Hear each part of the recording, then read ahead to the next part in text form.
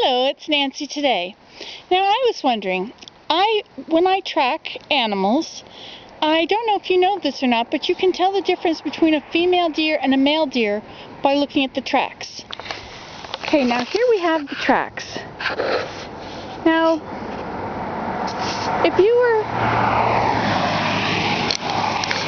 Okay, let me use this stick. Okay, now we have here, one of the feet hit here and one hit here.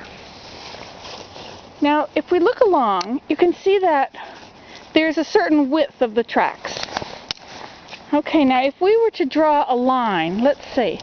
Now these are those huge tracks, the big dent in them. I think that this is because they're so wide, because the toenails must be so long, or the hoof must be so long, that it's leaning down and you're getting the back of those little nubs on the back of the legs.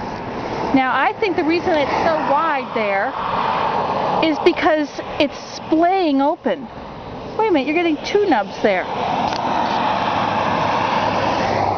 So I have two nubs on one leg? I don't know much about the anatomy, but I think why they're so far apart, I'm messing it up now, is because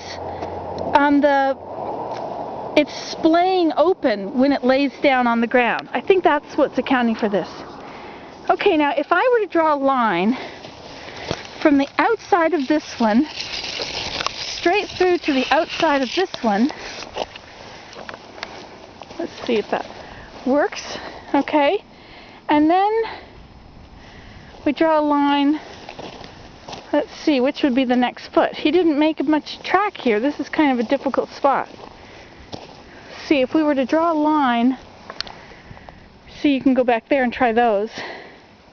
But the idea is that we draw a line along this side of this track and the next track, and then what we do is we measure the width between here and here, and that will give us the way the feet lay down. There's probably a name for that too. Why can I never remember names when I'm trying to do this?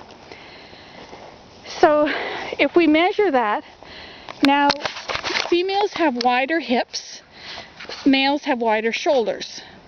So if you keep that in mind, then I think you should look it up on the internet, but if you measure the distance from one side to the other side of these tracks, you'll find out if it's a male or female. And I don't remember right now how it goes. I think that, of course, the upper ones, the shoulders on the male deer are going to be wider than the shoulders on the female deer. The hips on the male deer are going to be narrower than the hips on the female deer. So this is sort of the way you do it. You would measure the outside of the tracks and then calculate the distance in between. See, down there you have quite a few of them that it would work well with. So you have to do quite a long line to do this properly.